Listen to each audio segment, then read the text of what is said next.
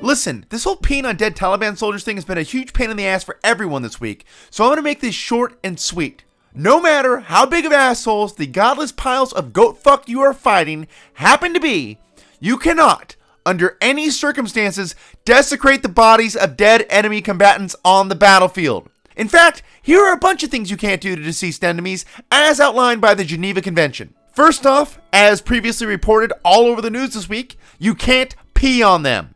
Not even if you really have to go, not even if they already smell really, really bad. And not even if it's something that AFT's Jungle, being fully alive and not even dead, pays strange women he meets on Craigslist $50 or $60 a pop to do to him 2 or 3 times a week. Believe it or not, in some backwards cultures in far off parts of the world, most likely ones without decent Wi-Fi internet service, they see this type of behavior as disrespectful. Speaking of being disrespectful, you also cannot go and draw dicks on the faces of dead enemies with Sharpie markers. Not even if you consider yourself to be a terrific artist and friends say you're pretty much the Michelangelo of permanent marker dick scribbling. Again, this type of behavior is considered by some cultures and the religious texts as being quote-unquote totally uncool. And no, for the record, you cannot get around this rule simply by drawing arrows pointing to a deceased enemy's mouth with the words, "Huge dicks go here," next to them.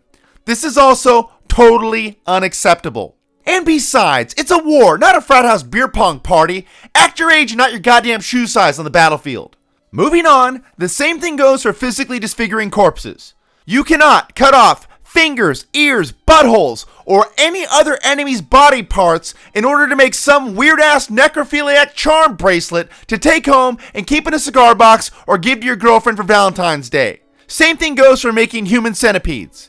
And if you don't get the reference, consider yourself lucky. I'm pretty sure it's on Netflix by now, but just go ahead and skip it. That movie is sick as all fuck and will definitely give you nightmares and probably even make you puke a little while you watch it. Finally, since we're on the topic of bodily mutilation, under no circumstances is it permitted for you to cut off the dicks of recently expired terrorists and crazy glue them to their foreheads in an attempt to make your own Taliban Peni-Corn, which of course is a mythical half Taliban, half penis unicorn creature. They don't exist in nature, so don't go fucking around with God's creation trying to make something he didn't want to exist in the first place just because you're bored and the Taliban are total cocksucking douchebags who, if there is any justice in the universe, will burn in hell for a dozen eternities. Yes, these are the same cowardly, vile cunt shits who decapitate civilian journalists and contractors live on video for the whole world to see and then brag about it on the internet, but who turn into complete fucking pussies over a tiny little golden shower. However, we're supposed to be better than them, and if that means not being able to dish out a little bit of the yellow discipline of freedom from time to time, so be it. That being said, it's still perfectly legal and within the Geneva Convention to call in all the C-130 gunship and Hellfire missile airstrikes you guys downrange need to while these donkey fuckers are still alive. So I highly recommend doing so early and often. Go ahead and give these Taliban shitbags what they respectfully deserve. Problem solved, problem staying solved, Rangers lead the way.